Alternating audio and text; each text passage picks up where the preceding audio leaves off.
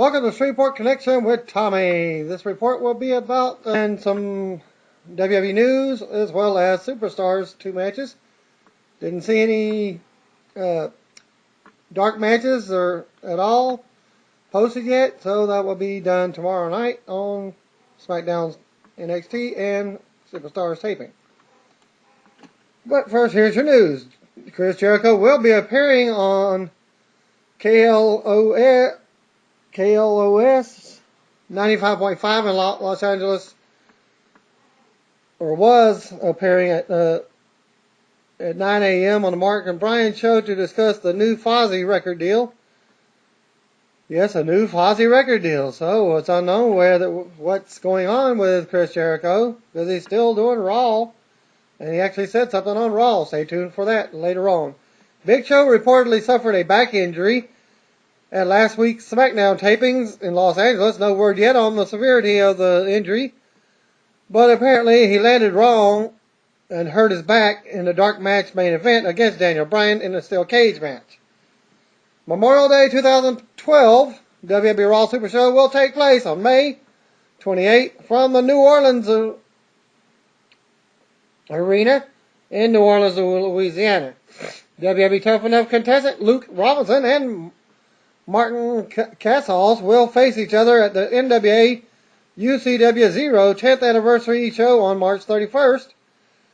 Look for the feud between John Cena and The Rock to heat up on WWE TV following the Elimination Chamber pay-per-view. The Rock was supposed to make a few appearances on WWE TV soon, but the only confirmed date we have so far is the final Raw before WrestleMania 28 from Atlanta, Georgia. Former WWE star Luke Gallows underwent surgery this past week for a broken nose. WWE Hall of Famer Shawn Michaels and Stone Cold Steve Austin ran into each other at the SHOT convention at the Las Vegas last week. A former professional wrestler was sentenced Monday to today 32 years in prison for having sex with a woman without telling her that, or them, since multiple cases, that he had tested positive for the virus that causes AIDS, which is HIV. Andre Davis was his name, 29 years old, was sentenced in Hamilton County. Common pleas on 14 counts of felonious assault. Davis, who wrestled using stage names including Gangsta of Love and Sweet Sexy Sensation, was convicted in November. Prosecutors said that Davis violated state law by not telling a dozen sex partners about his HIV status or by lying to them. Davis told the judge Monday that he was a sex addict and that is his addiction. His addiction grew worse when he lost his dream of becoming a professional wrestler after getting the HIV test results. He said, sex addiction is probably the worst addiction anyone could have. Drugs and alcohol are terrible, but sex is something everybody wants, he said. Davis, who said he didn't disclose his HIV test results because he didn't want his family to know, said he never intended to hurt anyone. I'm not a monster, he said. Assistant prosecutor Amy Tranter had argued during the trial that Davis should go to prison for a long time, saying the case was about his responsibility to tell women his test results. He's a manipulative man and a liar, Tranter said on Monday. Today. Davis's attorney, Greg Cohen, argued that state law regarding HIV and felonious assault is poorly written because it doesn't require proof that there has been an harm or an attempt to commit harm. Cohen said Monday that his client was worried for what he has done and that the women Davis slept with also had some responsibility for choosing to have unprotected sex. The judge, citing medical privacy laws, had prohibited attorneys from bringing up whether any of the women was infected with the virus, which can be transmitted through unprotected sex. The Cincinnati Enquirer has reported that World Wrestling Entertainment told Davis in July 2009 that they wouldn't hire him because he failed in his physical and tested positive for HIV. Cohen had noted during the trial that the company, not a doctor, told Davis that he was HIV positive and that he did not think prosecutors could prove that Davis has HIV, but the state law requires those who test positive for HIV to inform their partners of that status, and it was not necessary to prove that Davis is HIV positive, according to the prosecutor Trenner said. Cohen told the Associated Press that an appeal will be filed. He said that the constitutionality of the law is probably going to be raised, and there are some legal issues regarding the admission of certain types of evidence. Davis, who could have had received more than 100 years in prison, faces similar charges in Warren County, north of Cincinnati.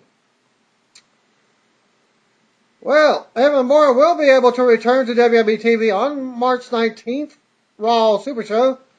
Since Bourne is not going to be a major part of WrestleMania 28, he likely won't return after that. It's still positive that Bourne may get a WrestleMania dark match, but with a second suspension, he calls himself the two biggest paydays of the year, Royal Rumble and WrestleMania. On the 100th episode of WWE NXT that aired last Wednesday afternoon, Titus O'Neil turned heel after defeating Darren Young in an ODQ match. Titus ripped on the fans, and then the format of NXT, the redemption points, Hornswoggle and his pro, and the rookie challenges. After O'Neil's heel turn promo, Michael Cole blasted him with this line. After 46 weeks, you'd think we could have learned how to cut a promo? Cole returned to NXT commentary for the 100th episode. Tyler Rex and Kurt Hawkins debuted new ring gear on NXT last week and defeated the team of Trent Beretta and Yoshitatsu. For those wondering, the wedding that was supposed to take place between Maxine and Johnny Curtis ended up seeing Maxine leave with Derek Bateman. It featured Matt Striker as an Elvis impersonator. Vince McMahon reportedly purchased 3 new Ferraris in the past week. Randy Orton is scheduled to be announced for the Royal Rumble main event on Monday's Raw Super Show, which did not happen. But he was there behind the scenes on tonight's show. As noted before, the final Raw Super Show before WrestleMania 28 will be March 26th in Atlanta, with an appearance by The Rock. Right now, this is scheduled to be a 3-hour show. As noted before, WWE is working on a new focus study for males and females ages 12 to 17. The 90-minute focus group will take place on January 26th in White Plains, New York, and will be trying to figure out why the Raw ratings for that demographic have dropped big time in recent years. Dark match main event after last week's SmackDown taping in Las Vegas saw Daniel Bryan defeat Big Show in the steel cage match. That Big Show apparently got injured, and it was for the heavyweight title. Wade Barrett and Heath Slater ended up coming down, but Sheamus made a save, helping Big Show. And it's still not reportedly because he's been working the house live events.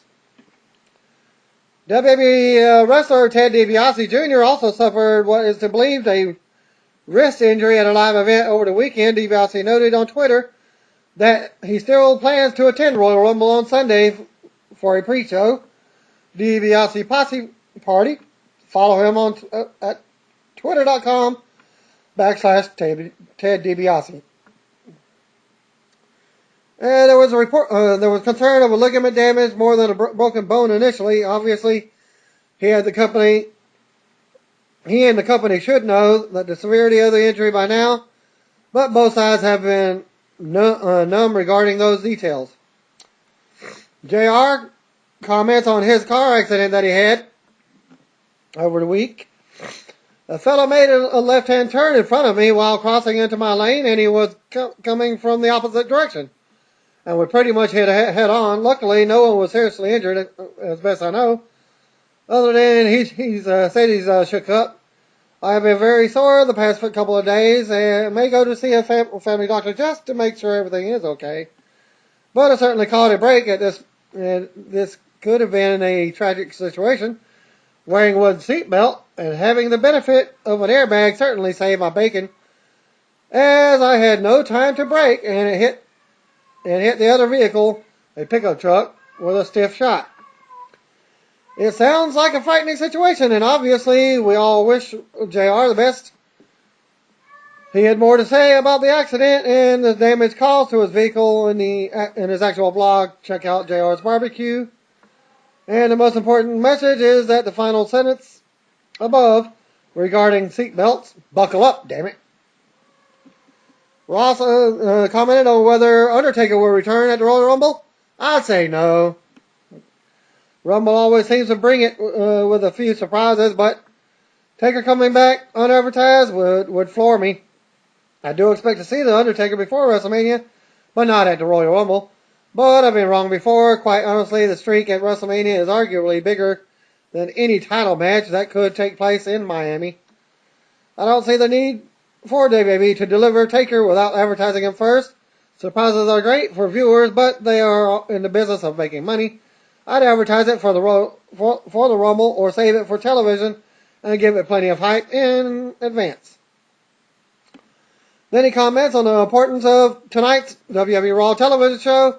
It's imperative that WWE Raw deliver the goods tonight in Phoenix, as it is the last Raw prior to the Sunday's Royal Rumble. A hot start, solid build, and a big finish is a simple answer for a compelling broadcast whose main goal is to sell pay-per-views this Sunday night emanating from St. Louis. This is a huge additional Raw, as WWE hasn't done a great job of hyping the importance of the actual Rumble match.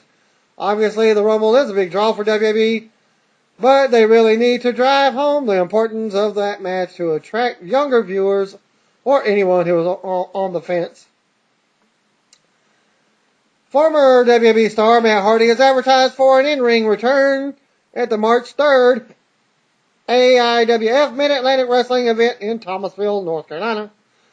Hardy will be facing Sudden Impact Louis Moore in the main event of the show, thanks to Devin Cutting from ProWrestlingEvents.tk. Hardy once stated that his days of working a full-time schedule are over, but obviously he's getting back out there on the indie scene where he can control his booking schedule. For more info about the show, visit facebook.com AIWF Mid-Atlantic. Well, Orton returns to a lame live event show. Here's the results from the live event. According to the reporter, was .net reader Isaac Hernandez from Las Cruces, New Mexico at Pan Am Center. Match number 1, Sheamus won a 15-man battle royal to earn an Intercontinental title shot. Other participants were Santino Marella, Kofi Kingston, David Otunga, Epico Primo, Mason Ryan, Skip Sheffield, with his Ryback character, Drew McIntyre, R-Truth, Alex Rai, JTG. You can't remember the other participants. It seemed a bit obvious Sheamus would win. The last 3 were Sheamus, Otunga, and Sheffield. Otunga and Sheffield tried to work together to eliminate Sheamus, but it turned out Sheamus knocked the other 2 out. And then the Intercontinental match was up next, following the Rumble. Cody Rhodes defeated Sheamus by DQ to retain the Intercontinental title. Sheamus got himself disqualified as he was hitting Cody while he was in the ropes. You know, they're doing the bang, bang on his chest type of thing. And the ref got to the 5 count and disqualified him. I don't think I've ever seen a match end that way, according to the guy. And that was lame finish number 1. R-Truth defeated Jack Swagger in a non-title match. That was not advertised. They did not mention a title at all during the match. He found out afterwards that it was a non-title, so Swagger cut a promo after Vicky Guerrero did her "excuse me" line and said that he was supposed to fight Ryder, but since he hurt him, Ryder couldn't wrestle and offered an open challenge. Truth came out, and I don't think anyone expected Truth to win clean because it was a house show. Truth got the clean pin and celebrated with a belt. There was a huge pop for the title change, but Otunga came out and told Truth it was a non-title match and demanded he give the belt back for lame ending number 2. And how does a Tonga get to be in charge of live event shows? Kelly in match number 3, Andy defeated Beth Phoenix and Natalia. My friend made me laugh by asking if Eve even has her own music anymore, since she always comes out with someone else. The usual stuff, Kelly can't hit the ropes. She won with her weak famouser on Natalia. Wade Barrett came out and cut a promo saying when Randy Orton comes back, he's going to throw him down 5 flights of stairs, similar to what he did on Raw tonight. He said his match was a warm-up against one of Orton's old partners, Ted DiBiase. DiBiase came out and just stood on the very cool new house show ramp. And then Orton's music hit. He ran to the ring, attacked Barrett, and they brawled to the outside. Primo, Kofi, and Epico, Santino, JTG, and I think Riley came out to break up the fight. Weird. Anyway, they made it back to the ring. Barrett escaped, and Orton started handing out RKOs to the heels and Kofi. Santino ran out of the ring before he got an RKO, and Orton posed and left.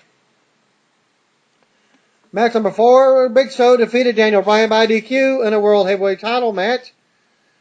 A horribly boring match with some lame spots. I've seen Big Show live a bunch of times, and you just can't get over how slow and boring his matches are at house shows. For some unknown reason, Drew McIntyre and Otunga came out to beat the crap out of Big Show and got Bryan DQ'd for the lame ending number 3. McIntyre and Otunga took a double chokeslam for their efforts. Match number 5, John Cena defeated Kane by DQ. Not a bad match. It's impossible to tell if he gets more boos or cheers because it's simply too loud to tell any difference in all the noise. Kane hit Cena in the gut with a chair and got disqualified. He gave Cena a choke slam.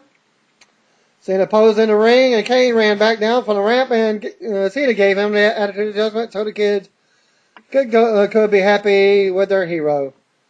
I know this because that's all my son talks about after the show. This was a lame ending number 4. I would have been happy with Cena laid out after the choke slam myself. Well, I guess he's a Cena hater. Well, match number 6, CM Punk defeated Miz to retain the WWE Championship. Punk's entrance is one of my favorites and was enhanced with the new stage. We were a little disappointed no one gave a promo before this match. Punk won with the GTS after Miz tried to hit him with a championship belt. Note, even with the lame endings, this was the coolest house show I've ever been to. The stage just adds a TV feeling. The card was great. On paper, better than the SummerSlam I went to 2 years ago. The talent on this card from top to bottom was very impressive. I predict Jericho wins the Rumble. WWE Hall of Famer Road Warrior Animal was interviewed by the WWE website regarding his brother, John Laurinaitis' on-air role as his feud with CM Punk. It's one thing to be popular in Japan, and it's another to make it in the U.S., Animal said. That's one thing that eats John from the inside, deep in his gut. I think he carries animosity over that because he never got to be the guy in the U.S. the way that CM Punk is today. I think he's getting on Punk's case because Punk is living the dream that John wishes he could have accomplished. To read that full interview, visit www.com/inside/animal comments Laurinaitis. Obviously, the interview was done in character. It remains to be seen whether Animal will appear on camera now that CM Punk has mentioned his name in a promo last week. And you can listen to the Animal on the Extreme Pro Wrestling Radio Show on KFan in the Twin Cities. Check out the show's Facebook page at facebook.com/Extreme Pro Wrestling Radio. WWE filmed a commercial starring Sheamus last Wednesday, which independent wrestler Lizzie Valentine appeared in it as well. Valentine has worked with WWE in the past as she provided voiceover and motion capture to the SmackDown vs. Raw 2007 video game. Top FCW stars Seth Rollins and Dean Ambrose have impressed WWE officials and reportedly have spots on the main roster but have not been called up yet because of a new decree from Triple H, which states, he said he wants no new talents brought up from the FCW unless the creative team has a solid storyline for them to debut with and a strong gimmick. Officials are very high on Ambrose, and while they feel that Rollins has some areas to work on, he's considered right up there with Ambrose. Well, thanks to Juan Mariscal and Mo, reporting on the Raw show in Phoenix, Arizona, and sent the following updates with Superstars taping. And here's the results. Match number 1, Beth Phoenix defeated Brie Bella. Back and forth match before Beth got the win. Match number 2, Kofi Kingston defeated Michael McGillicuddy and the Superstars. Well, Juan's notes, the arena was about 70% full tonight, with about 12,000 fans. The crowd is about the same as the last Raw was there around this time last year. CM Punk headed to the ring, and this starts Raw. While Cole hyped a Royal Rumble match, Punk took a seat in the ring and spoke about the match with Dolph Ziggler. With John Laurinaitis as special referee, he said Ziggler claims to have beaten him 3 times in the last month. But he said they were all handed to him by John Laurinaitis. Punk aired the footage from last week of Laurinaitis admitting that he intends to screw Punk at the Rumble. Punk said it's hard to referee a match. He invited Laurinaitis to come to the ring and say all of the things he said last week to his face. Punk stood up and waited for Laurinaitis while the crowd chanted Punk's name. Well, he was doing this several times, and he said, "Say it to my face." Well, that's Alex Wiley's lines. Punk said he gave Laurinaitis a chance, and now he was going to find him. Well, just as he goes to find him, before Punk could leave the ring, John Cena's music played, and he stopped him in his tracks. Punk said he called for a man named John, but not John, the Boy Scout. Cena said he was tired of listening to Punk's ramble. While he was there for business, Cena said Mr. Laurinaitis would show up in minutes to address screwing over Zack Ryder, give him a match with Kane, and resign as the interim general manager. Laurinaitis walked onto the stage and introduced himself. Blah, blah, blah, blah, blah. I'm the interim Raw GM. Well, maybe for one more week, as you will find out later in this telecast. Punk acted like he couldn't hear him. He chalked up last week's follies to having a bad day. He said he's not going to listen to Punk and Cena. "I'm your boss. I won't listen to you." Laurinaitis said he said he made a mistake with Ryder last week and he apologized for it. Laurinaitis said Zack Ryder is at the show and it has been medically cleared to compete tonight. He said that Ryder will face Kane in a Falls Count Anywhere match. He said that if Cena gets involved in the match, Ryder will never get a U.S. title rematch. He also booked Punk and Cena in a tag match, and called for a referee to start now. Vicky Guerrero delivered the "excuse me" line and walked up onto the stage with Dolph and Zack. I should say Jack off, Swagger. She introduced them, and then Ziggler boasted over beating Punk repeatedly and said the same would happen tonight. Swagger said that Cena is dead meat because of what he did to him last week. Well, the first official match, Dolph Ziggler and Zack Swagger with Vicky defeated CM Punk and John Cena in 11 minutes 10 seconds. Laurinaitis walked to ringside for the match and took a seat next to the announcers, texting during his the whole match, and did not join in on commentary. Punk went for the GTS, but Ziggler escaped to the ringside to set up a commercial break. After the break, the heels took control and worked over Cena. Ziggler stopped and did some sit-ups at one point. Swagger checked in and hit a Swagger bomb on Cena. Short time later, Cena hit the Attitude Adjustment on Swagger and then made it the hot tag to Punk, who greeted the incoming Ziggler with a flying punch forearm off the ropes.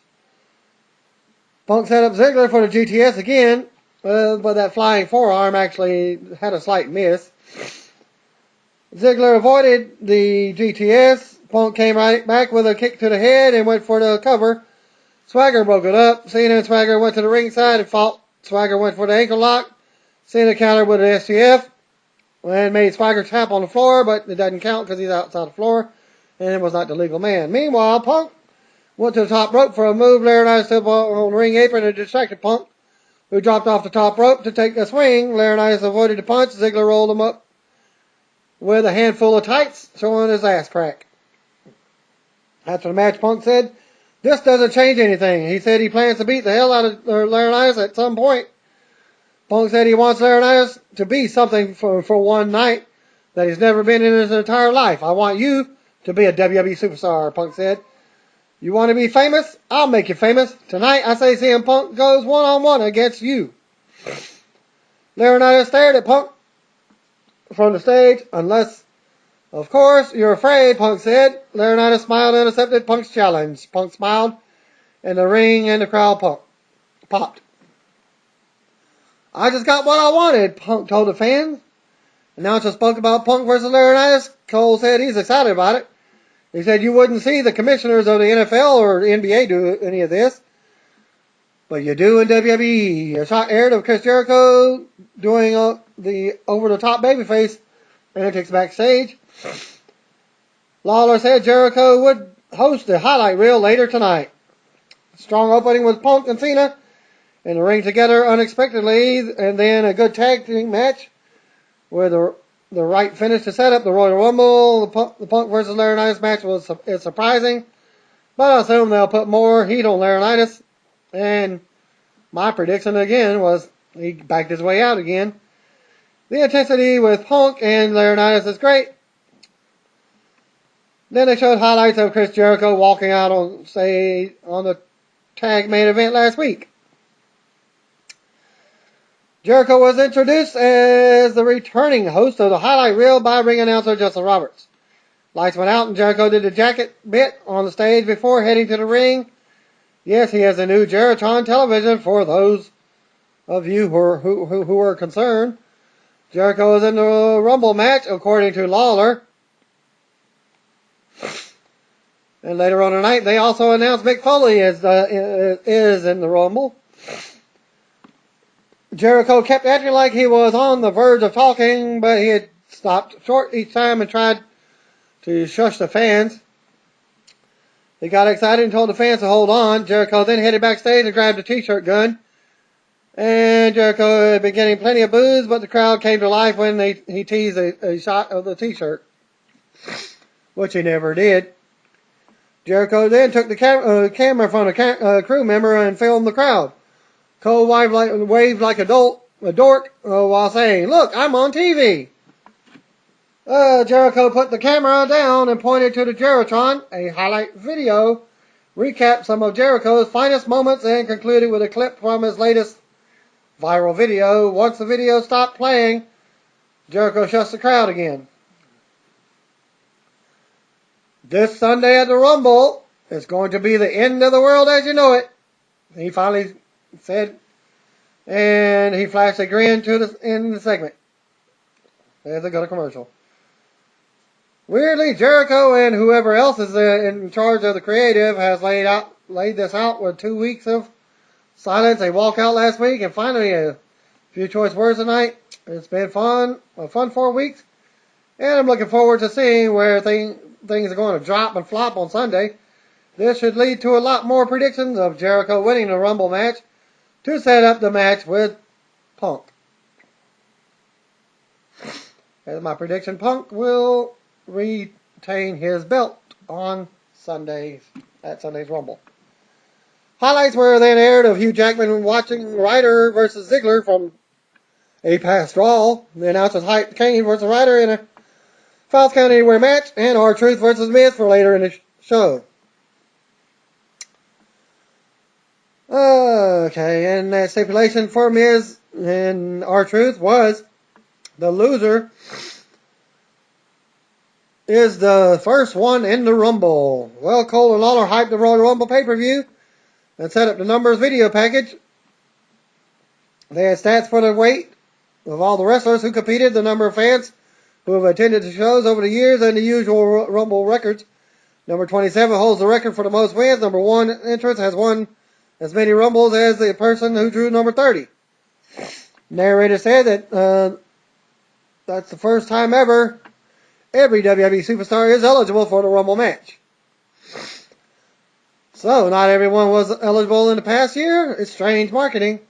The idea is that everyone wrestles a match on the show can also compete. Yes, I know this has happened before, so tell WWE, not me.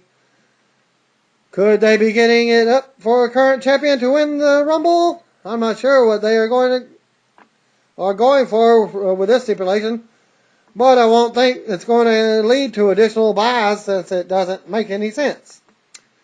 Well, they might have to do that because of certain people being injured, if they can make it to the Rumble.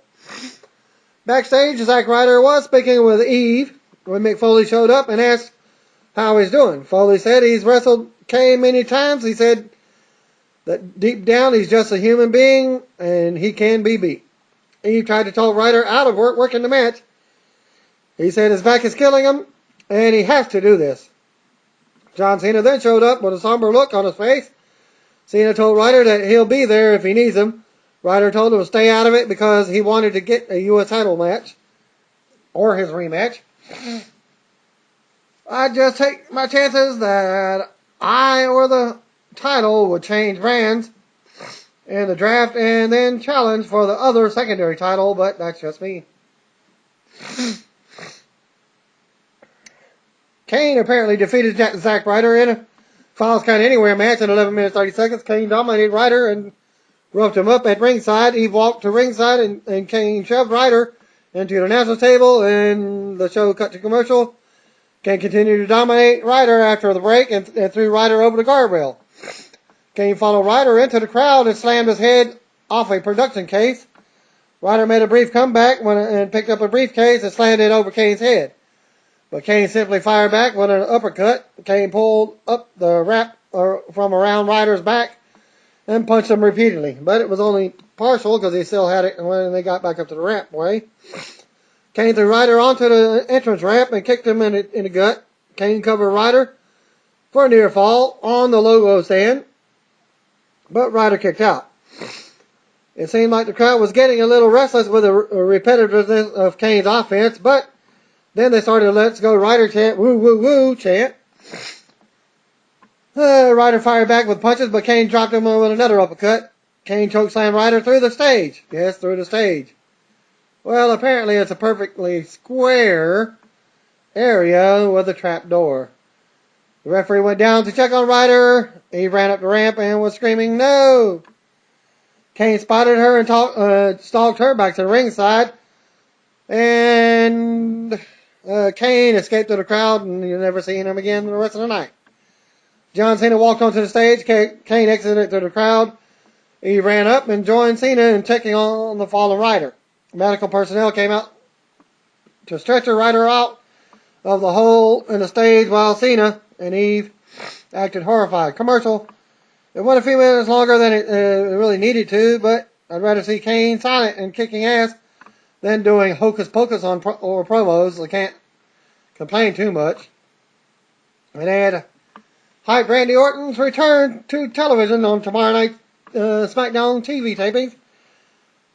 And hype triple threat cage match with Daniel Bryan versus Big Show versus Mark Henry for the Royal Rumble pay-per-view. After the break, Dean Malenko was on stage with referees as the EMT stretchered Ryder to the backstage area into the ambulance. Eve and Cena followed along to the ambulance, was waiting backstage. Zach, hang in there. I'm going to take care of this. All right, bud, Cena asked. Eve told Cena that it's all his fault before climbing in the ambulance. Oh, wow. Eve even hates John Cena's character. Storyline. Josh Matthews returned to his stalking ways as he and his hair product appeared out of nowhere and stuck a mic in Cena's face. Cena flashed a mean look at Matthews and slapped the mic out of his hand. Cena then looked into the camera and made an unstable and angry face. Anyone who felt Hayden Christensen didn't do a good job as Anakin Skywalker needs to see the comically bizarre facial expression that Cena gave. It just flashed as part of his portrayal of the man who became Darth Vader. The announcer sat at ringside and spoke about Ryder's angle. Cole said the bit about passing along medical updates, while Ryder spoke of how disturbing it was.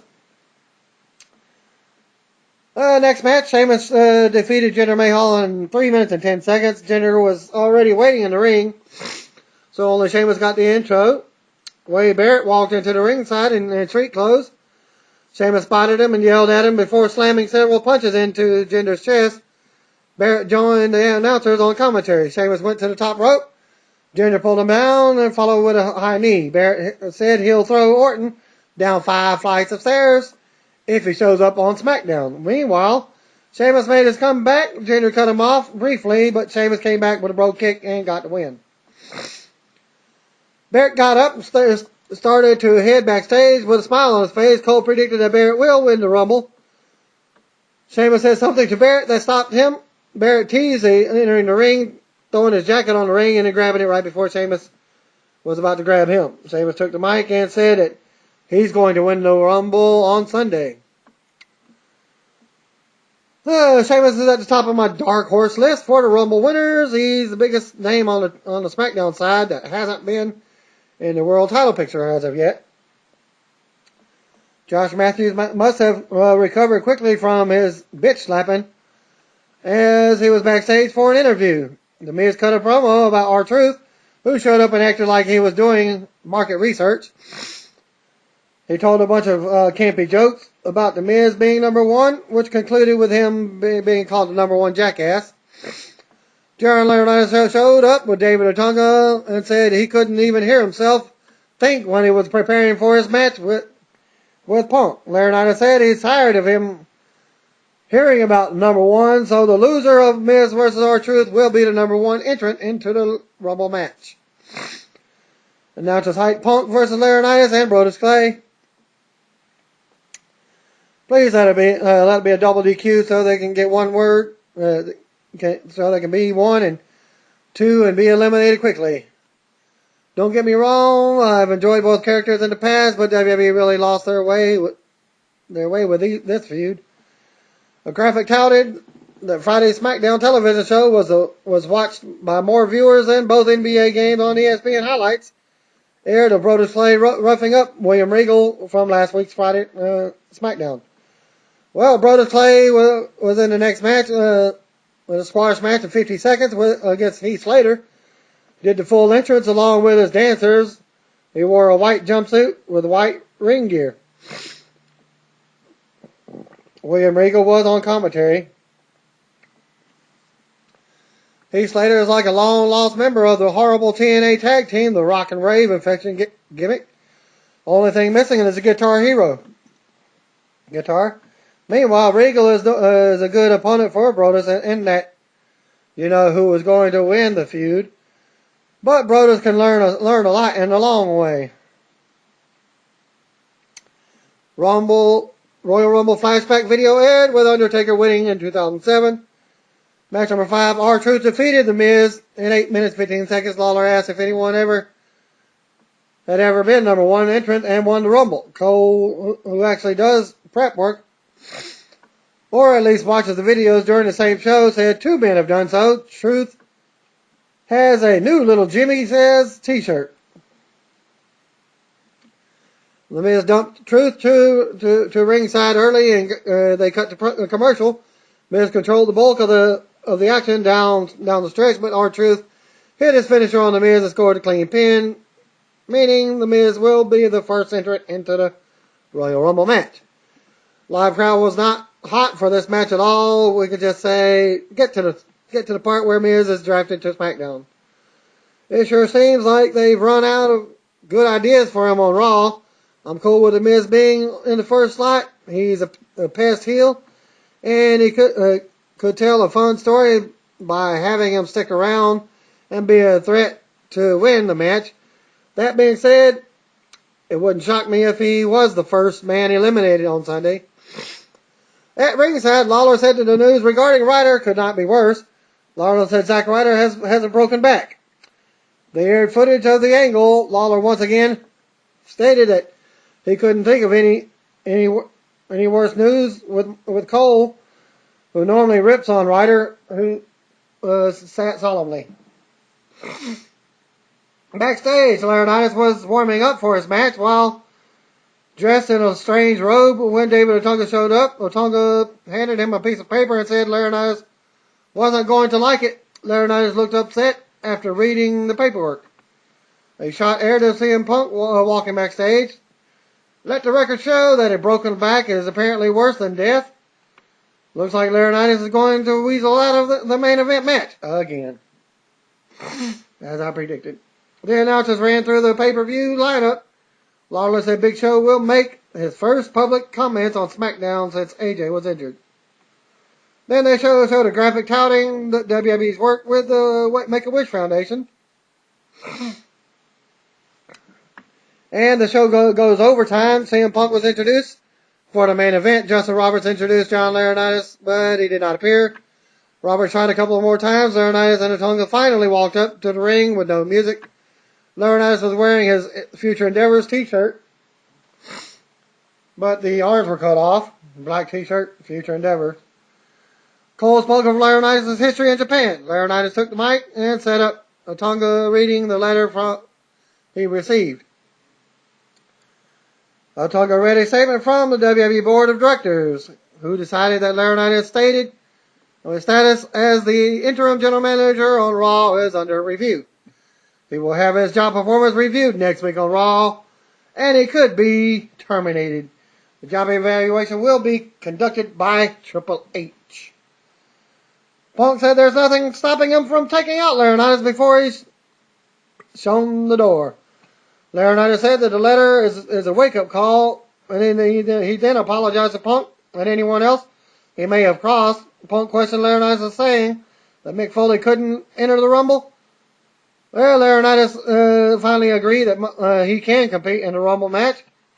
He also claimed that he intended to call Punk's match right down the middle. Punk stumbled a bit while saying that he hopes Triple H inherited traits from his father-in-law. He was going to say grandfather. He tells him, you're fired. Laurinaitis said the match would not take place under these circumstances. He named Otunga quickly as a serviceable replacement. Otunga, who was not in ring gear, then attacked Punk, put the boots to him. Punk speared Otunga and locked him in the Anaconda device while staring at Laurinaitis. Otunga recovered and snuck up behind Punk, who blasted him with a couple of shots that cleared him from the ring. Laurinaitis begged off and then offered Punk a handshake. Punk took his hand and then he hoisted him up in the air, dropped him with a GTS for a big pop. And John Laurinaitis, he didn't act like it at all. He just did the move, and that was it. He is a big man. He can take all this. He can go ahead with a match. Well, Dolph Ziggler then hit the ring and hit the zigzag on Punk and stood above him to close the show. Okay. Is anyone else surprised that they've hyped something for next week's Raw during the go-home show? I know I can't be the only person left disappointed by the lack of focus on the Rumble match. How anticlimactic was that Foley announcement? Why not structure it in a way that would allow Foley to deliver a promo about his involvement? WWE did a good job of putting more heat on Laurinaitis while I'm looking forward to what I expect to be a good title match. Ziggler feels like an afterthought in that no one takes him as a serious threat to take the strap without help from Laurinaitis. I wonder if Undertaker will return on Monday. Well, after JR's comments, I don't think he's returning. On Monday now, that the announced Triple H will appear on the show. It's only a matter of time before he returns to set up their expected WrestleMania 28 match, if there is going to be one at all. And that will close my report on Raw Superstars.